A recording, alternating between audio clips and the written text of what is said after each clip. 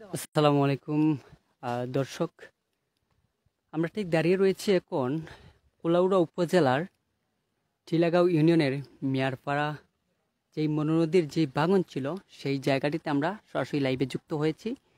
দর্শক, এখানে যেই মনোনদীর মিয়ারপাড়া যেই মনোনদীর ভাঙনের ফলে যেই বর্তমান পরিস্থিতি সেটি তুলে ধরার চেষ্টা করছি। দর্শক, যেই অবস্থাটি আপনাদেরকে আমরা যদি এখানে দেখাই, যেই এখানের যেই বর্তমান পরিস্থিতি, এখানে যেই নদী ভাঙনের ফলে আশপাশের যেই চিত্রগুলো রয়েছে সেগুলো এখানে আপনাদেরকে আমরা দেখানোর চেষ্টা করছি।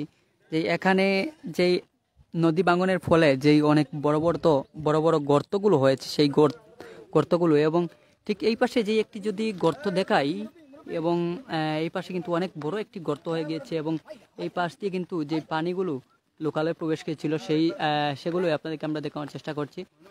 যদি এখানের যে অবস্থা বর্তমানে,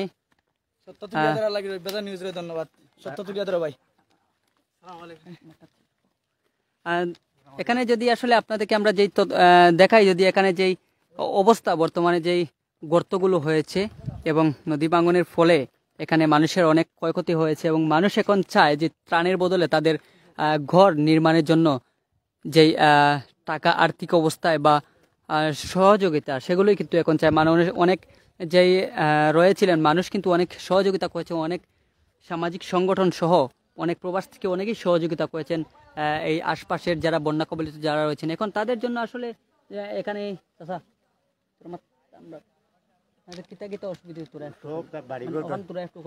যে এখানে আসলে যারা রয়েছেন, আমরা একজন স্থানীয় চাচা রয়েছেন, যদি এখানে একটু আসতেন। চাচা, আসলে যদি আপনারা একটু বলতেন যে আপনাদের কি রকম ক্ষয়ক্ষতি হয়েছে, যদি একটু বলতেন। জিনিস ক্ষয়ক্ষতি বুঝিয়া গেছে রে ভাই, গরু মরিয়া গেছে, পানি আনছে, বহুত তারপর আনছে, ঘর বাড়ি নিছে, সব তারপর আনছে। মানে আপনার যে এখন বর্তমানে যে ওর সামনে একটা গড় আসছিল, মানে এই গড়টা যে ভাঙছে তার আর্থিক অবস্থা কিরকম আছে? মোটামুটি, কিন্তু এই ছাড়াও যে আরো যারা আছেন তারা কিরকম ক্ষয়ক্ষতি হয়েছে? আপনার পরিবারও কিরকম ক্ষতি হয়েছে? খুব ক্ষতি, আপনার ত্রাণ পাইছিলা নি? ত্রাণের বদলে এখন বর্তমানে আপনার কি তার দরকার, যে এখন যে গড় বানানির লাগে বা এরকম আসেনি যে আমার গড় আছে, মানে আপনি তো আপনারও তো প্রয়োজন হয়, তো কিন্তু আরো যারা এলাকাবাসী আছেন তারাও মানে এখন মানে যে বাংছিল গড়টা বা পানি যে ঢুকছিল তারা কয়দিন 3-4 দিন মোটামুটি মানুষের সহযোগিতা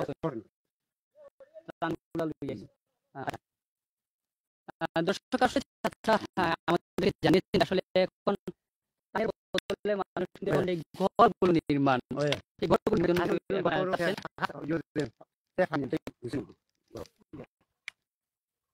দর্শক এই এই জায়গাগুলো আপনাদের যদি একটু দেখাই, এখানকার অবস্থা আসলে সরাসরি লাইভের মাধ্যমে আপনাদেরকে আমরা দেখানোর চেষ্টা করছি। জায়গাগুলোতে ভাঙনের ফলে যে অবস্থা হয়েছে বর্তমানের চিত্রটি, সেই চিত্রটিকে আমরা চেষ্টা করছি।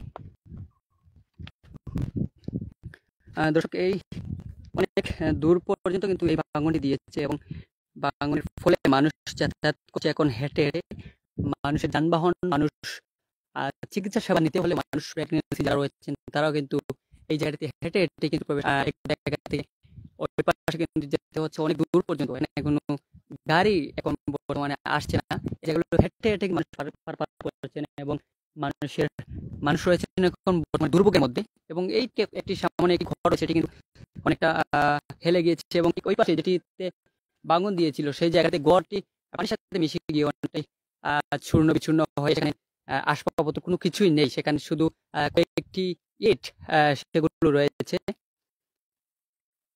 দর্শক, আমরা লাইভের মাধ্যমে আপনাদেরকে দেখানোর চেষ্টা করছি। আমরা সরাসরি যে জায়গা থেকে রয়েছি মৌলভীবাজার জেলার কুলাউড়া উপজেলার টিলাগাঁও ইউনিয়নের যে মিয়ারপাড়া নামক স্থানে যেটি নদী ভাঙন দিয়েছিল সেই জায়গাটিতে এখন রয়েছি।